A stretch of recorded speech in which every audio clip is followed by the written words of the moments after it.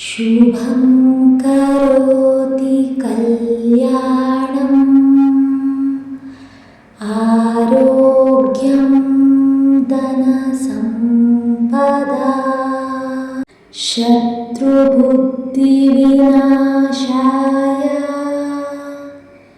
दीपज्योति नमोस्तुते। ದೀಪನ ಎಲ್ಲರ ಮನೆಯಲ್ಲೂ ಹಚ್ತಾನೆ ಇರ್ತೀವಿ. ದೀಪನ ಹಚ್ಚದೆ ಯಾವ ಶುಭ ಸಮಾರಂಭ, ಶುಭ ಕಾರ್ಯ ಅಥವಾ ಮನೆಯೇ ನಡೆಯೋದಿಲ್ಲ ಅಂತ ಹೇಳಬಹುದು.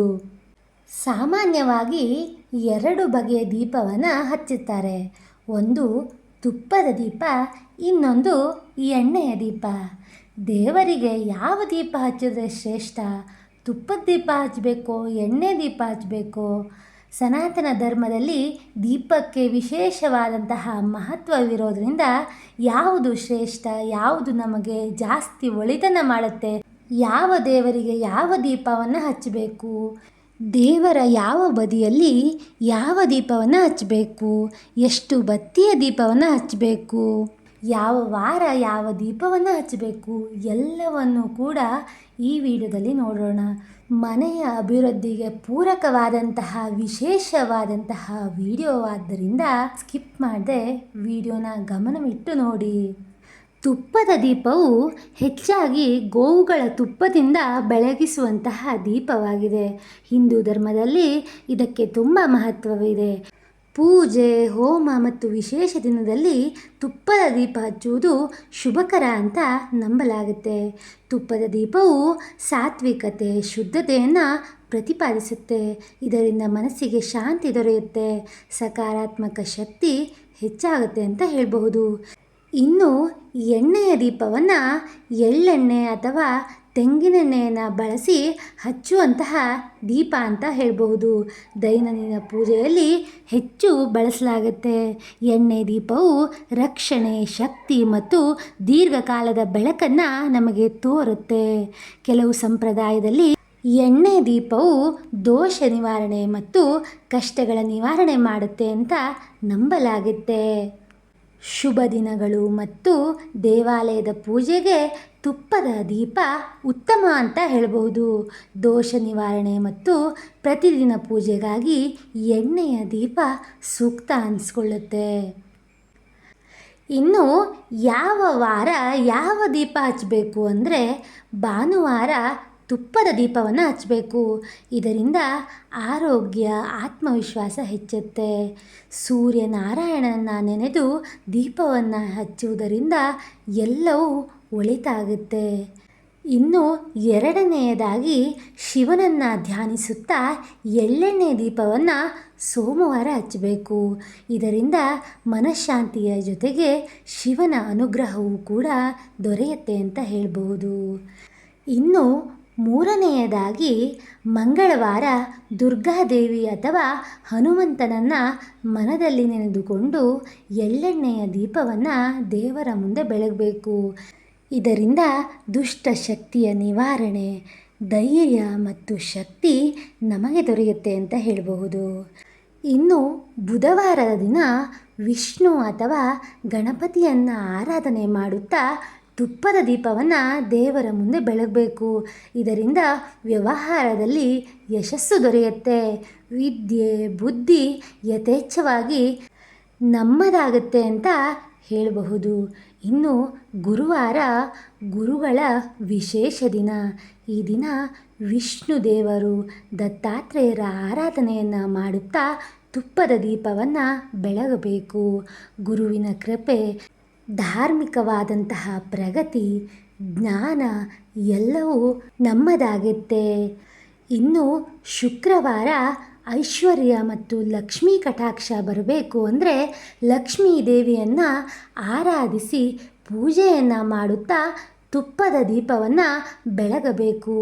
ಇದರಿಂದ ಸಂಪೂರ್ಣ ಲಕ್ಷ್ಮೀ ದೇವಿಯ ಆಶೀರ್ವಾದ ನಮ್ಮ ಮೇಲೆ ಬೀರುತ್ತೆ. ಇನ್ನು ಕೊನೆಯ ವಾರ ಶನಿವಾರ. ಈ ದಿನ ದೋಷ ನಿವಾರಣೆಗಾಗಿ ಮತ್ತು ಶನಿದೇವರ ಹನುಮಂತರ ಆಶೀರ್ವಾದಕ್ಕಾಗಿ ಎಲ್ಲ ಕಷ್ಟಗಳನ್ನು ತೊಡೆದು ಹಾಕುವಂಥ ಬೇಡಿಕೊಳ್ಳುತ್ತಾ ಎಳ್ಳೆಣ್ಣೆಯ ದೀಪವನ್ನು ಬೆಳಗಬೇಕು. ಇದರಿಂದ ಸಂಪೂರ್ಣ ಶನಿ ದೋಷ ನಿವಾರಣೆಯಾಗುತ್ತೆ, ಬದುಕಿನ ಕಷ್ಟಗಳು ದೂರವಾಗುತ್ತೆ ಅಂತ ಹೇಳಬಹುದು. ಯಾವುದೇ ದೀಪಗಳನ್ನು ಬೆಳಗುವುದಾದರೂ ಸಹ ಸೂರ್ಯೋದಯ ಮತ್ತು ಸೂರ್ಯಾಸ್ತದ ಸಮಯದಲ್ಲಿ ಹಚ್ಚಿದರೆ ಹೆಚ್ಚಿನ ಫಲ ಅಂತ ಹೇಳಬಹುದು. ಅದರಲ್ಲೂ ಕೂಡ ತುಪ್ಪದ ದೀಪವನ್ನು ಬೆಳಗೋದ್ರಿಂದ ಶುಭ ಸಾತ್ವಿಕ ಫಲಗಳು ದೊರೆಯುತ್ತೆ. ಎಣ್ಣೆಯ ದೀಪದಿಂದ ದೋಷ ಮತ್ತು ಕಷ್ಟಗಳು ನಿವಾರಣೆಯಾಗುತ್ತೆ. ಪ್ರತಿದಿನ ಒಂದು ಬತ್ತಿಯ ದೀಪವನ್ನು ಬೆಳಗೋದ್ರಿಂದ ಮನಃಶಾಂತಿ, ದೈನಂದಿನ ಪೂಜೆಗೆ ಉತ್ತಮವಾಗಿರುತ್ತೆ. 2 ಬತ್ತಿಯ ದೀಪವನ್ನು ಬೆಳಗೋದ್ರಿಂದ ದಾಂಪತ್ಯದಲ್ಲಿ ಸುಖ ಲಭಿಸುತ್ತೆ. 3 ಬತ್ತಿಯ ದೀಪವನ್ನು ಬೆಳಗೋದ್ರಿಂದ ಸಂಪೂರ್ಣ ಆಶೀರ್ವಾದ ಮತ್ತು ಸಮತೋಲನದ ಜೀವನ ನಮ್ಮದಾಗುತ್ತೆ. ಇದನ್ನು ವಿಶೇಷ ದಿನಗಳಲ್ಲಿ, ವಿಶೇಷ ಪೂಜೆಗಳಲ್ಲಿ ಬಳಸಬೇಕು. ಇನ್ನು 5 ಬತ್ತಿಯ ಪಂಚಮುಖ ದೀಪಗಳನ್ನು ಹಬ್ಬಗಳಲ್ಲಿ ಮತ್ತು ಲಕ್ಷ್ಮೀ ಪೂಜೆಗೆ ಬಳಸೋದ್ರಿಂದ ಸಂಪೂರ್ಣ ಶುಭ ಮತ್ತು ಅತ್ಯಂತ ಉತ್ತಮ ಫಲವು ದೊರೆಯುತ್ತೆ. ಪಂಚಭೂತಗಳನ್ನು ಈ ಬತ್ತಿಗಳು ಪ್ರತಿಪಾದಿಸುತ್ತೆ. ಇನ್ನು 8 ಅಥವಾ 10 ಬತ್ತಿಯ ದೀಪವನ್ನು ಅಪರೂಪದ ಸಂದರ್ಭಗಳಲ್ಲಿ ಬಳಸಬೇಕು. ವಿಶೇಷ ಯಜ್ಞ ಮಹಾಪೂಜೆಗಳ ಸಂದರ್ಭಗಳಲ್ಲಿ ಬಳಸೋದ್ರಿಂದ ಹೆಚ್ಚಿನ ಶಕ್ತಿ ಮತ್ತು ಸಂಪೂರ್ಣ ದೈವಿಕ ಅನುಗ್ರಹ ನಮ್ಮದಾಗುತ್ತೆ. ತುಪ್ಪದ ದೀಪವನ್ನು ಹಚ್ಚೋದ್ರಿಂದ ಅತ್ಯಂತ ಸಾತ್ವಿಕ ಭಾವ, ಲಕ್ಷ್ಮೀ ಕೃಪೆ, ಸಂಪತ್ತು ವೃದ್ಧಿಸುತ್ತೆ. ಹೆಚ್ಚು ಸಮಯ ಪಾಸಿಟಿವ್ ಎನರ್ಜಿ ನಮ್ಮಲ್ಲಿ ಸ್ಥಿರವಾಗಿರುತ್ತೆ. ಇನ್ನು ಎಣ್ಣೆಯ ದೀಪದಿಂದ ಶನಿ, ರಾಹು, ಕೇತುಗಳ ದೋಷವು ನಿವಾರಣೆಯಾಗುತ್ತೆ. ಕೆಲಸದಲ್ಲಿನ ಅಡೆತಡೆಗಳು ಕ್ರಮೇಣವಾಗಿ ದೂರವಾಗುತ್ತೆ. ನಮ್ಮ ರಕ್ಷಣಾ ಶಕ್ತಿಯು ಹೆಚ್ಚಳವಾಗುತ್ತೆ ಅಂತ ಹೇಳಬಹುದು. ಇನ್ನು ತುಂಬ ಜನರಿಗೆ ಗೊಂದಲ ಇರೋದೇನೆಂದರೆ ದೇವರ ಯಾವ ಭಾಗದಲ್ಲಿ ಯಾವ ದೀಪವನ್ನು ಹಚ್ಚಬೇಕು ಅಂತ. ಅದು ಹೇಗಂದರೆ ತುಪ್ಪದ ದೀಪವನ್ನು ಬಲಭಾಗದಲ್ಲಿ ಹಚ್ಚಬೇಕು, ಎಣ್ಣೆಯ ದೀಪವನ್ನು ದೇವರ ಎಡಭಾಗದಲ್ಲಿ ಹಚ್ಚಬೇಕು. ಇದರಿಂದ ಸಂಪತ್ತು ಮತ್ತು ಶುಭಕ್ಕೆ ತುಪ್ಪದ ದೀಪವು ಸಾಕ್ಷಿಯಾಗುತ್ತೆ. ದೋಷ ನಿವಾರಣೆಗಾಗಿ ಎಣ್ಣೆಯ ದೀಪವು ಸಾಕ್ಷಿಯಾಗುತ್ತೆ.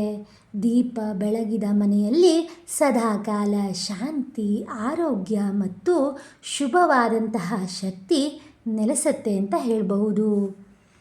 ಇನ್ನು ದೀಪವನ್ನು ಹಚ್ಚಬೇಕಾದ್ರೆ ಯಾವ ಮಂತ್ರವನ್ನು ಅಥವಾ ಯಾವ ಸ್ತೋತ್ರವನ್ನು ಜಪಿಸಬೇಕು ಅಂತ ನೋಡೋಣ. ಓಂ ದೀಪ ಜ್ಯೋತಿ ಪರಬ್ರಹ್ಮ ದೀಪ ಜ್ಯೋತಿ ಜನಾರ್ದನ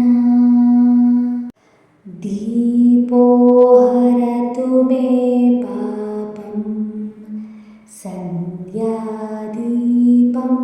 ನಮೋಸ್ತುತೇ. ಎರಡನೆಯದಾಗಿ ಶುಭಂ ಕರೋತಿ ಕಲ್ಯಾಣಂ ಆರೋಗ್ಯಂ ಧನ ಸಂಪದ ಶತ್ರುಬುದ್ಧಿ ವಿನಾಶಾಯ ದೀಪಜ್ಯೋತಿ ನಮೋಸ್ತುತೇ. ಇನ್ನು ಮೂರನೆಯದಾಗಿ ಶುಕ್ರವಾರ ಐಶ್ವರ್ಯ ಮತ್ತು ಸಮೃದ್ಧಿಗಾಗಿ ಓಂ ಮಹಾಲಕ್ಷ್ಮೀ ನಮಃ. ಶಕ್ತಿ, ಧೈರ್ಯ, ರಕ್ಷಣೆಗಾಗಿ ಮಂಗಳವಾರ ಮತ್ತು ಶನಿವಾರದಂದು ವಿಶೇಷವಾಗಿ ಹನುಮಾನ್ ಮಂತ್ರವನ್ನು ಪಠಿಸಬೇಕು. ಓಂ ಹನುಮತೇ ನಮಃ. ದೀಪವನ್ನು ಭಕ್ತಿಯಿಂದ ಶಾಂತತೆಯಿಂದ ಹಚ್ಚುವಾಗ ಅಥವಾ ಹಚ್ಚಿದ ತಕ್ಷಣ ಈ ಮಂತ್ರಗಳನ್ನು ಕನಿಷ್ಠ 3 ಬಾರಿ ಅಥವಾ 11 ಬಾರಿ ಹೇಳಿದರೆ ಉತ್ತಮ ಅಂತ ಹೇಳ್ತಾರೆ. ನಿಯಮಿತವಾಗಿ ಮಾಡಿದರೆ ಉತ್ತಮ ಫಲ ಖಂಡಿತವಾಗಿಯೂ ದೊರೆಯುತ್ತೆ.